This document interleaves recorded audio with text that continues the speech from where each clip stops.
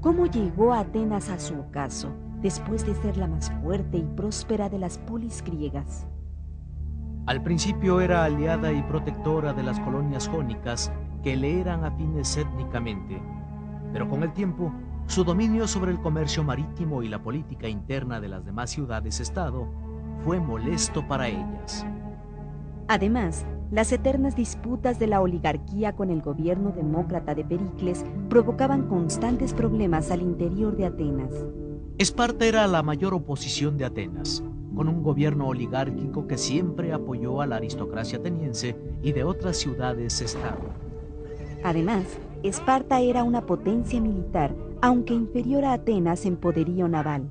Una rivalidad más entre Esparta y Atenas se refería al aspecto étnico.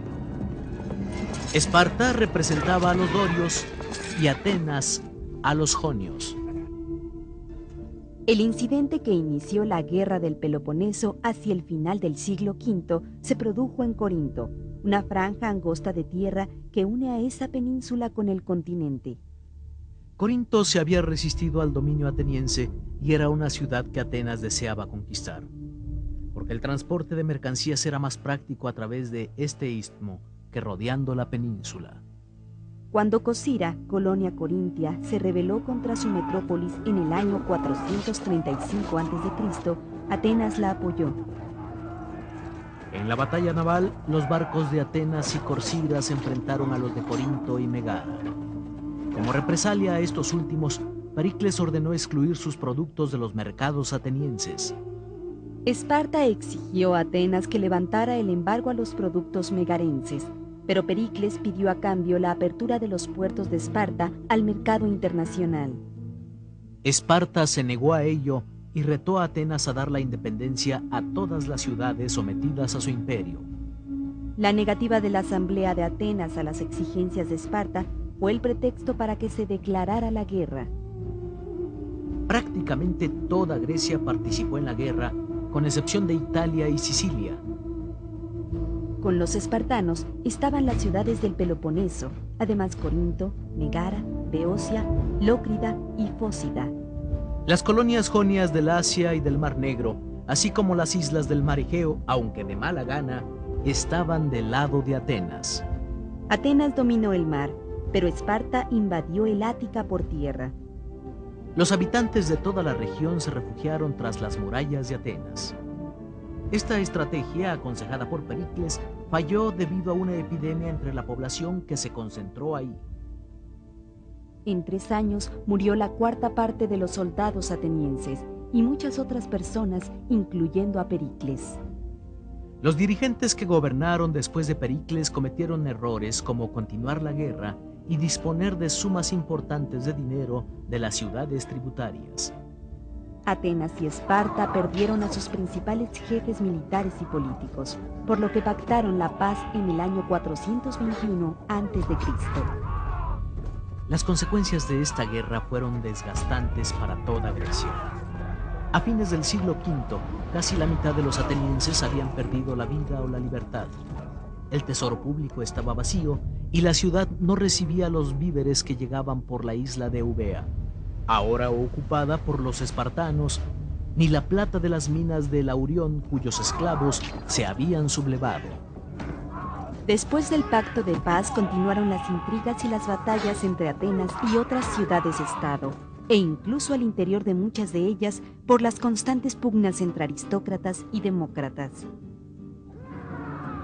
A pesar de estos conflictos, los atenienses intentaron someter al reino griego de Sicilia, que era cada vez más fuerte y rico, a pesar de los ataques de los cartagineses. Esparta aprovechó la situación y dio un golpe fatal a Atenas en Sicilia, constituyéndose en la principal potencia de Grecia. Finalmente, los oligarcas atenienses afines a Esparta derrotaron a los demócratas, pero en lugar de reconstruir la ciudad, cometieron arbitrariedades y crímenes que la perjudicaron aún más. La democracia se restableció en Grecia después de que Trasíbulo venció a los tiranos en el año 403 a.C. Atenas volvió a la paz, pero su economía y gloria jamás fueron recuperadas. La única y penosa mancha de la democracia restaurada fue el juicio y condena a la muerte de Sócrates, quien había logrado sobrevivir a la catástrofe. Se le acusaba de no creer en los dioses y de demostrar que era buena cualquier doctrina falsa. Sócrates se defendió a sí mismo durante el juicio y refutó como falsas las acusaciones en su contra.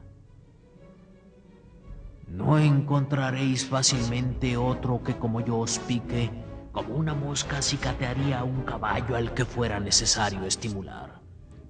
Por eso y no porque tema la muerte, os aconsejo que me conservéis.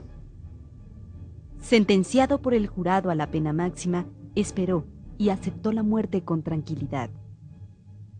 A pesar de la muerte a Sócrates y del destierro de Anaxágoras, su influencia hizo que Atenas continuara siendo centro y cumbre del pensamiento griego. Algunos de los dones que Grecia nos dejó como herencia son Muchas palabras de las que utilizamos diariamente como arista, Biblia, cometa, democracia, diablo, enigma, frase, fósforo, gráfica, historia, idea, kilo, lana, metal, néctar, olímpico, parásito, rábano, saco y toro. Los trazos de las letras de los griegos de Italia sirvieron de base para el diseño de los caracteres latinos de donde proviene nuestro abecedario. El concepto de que la soberanía de las naciones reside en el pueblo y éste puede darse la forma de gobierno que más le convenga. La democracia como gobierno del pueblo, por el pueblo y para el pueblo. Como pueden darse cuenta, las aportaciones de la cultura griega a la humanidad son muchísimas en todos los ámbitos: la ciencia, la literatura, la filosofía, la arquitectura, la política, etc.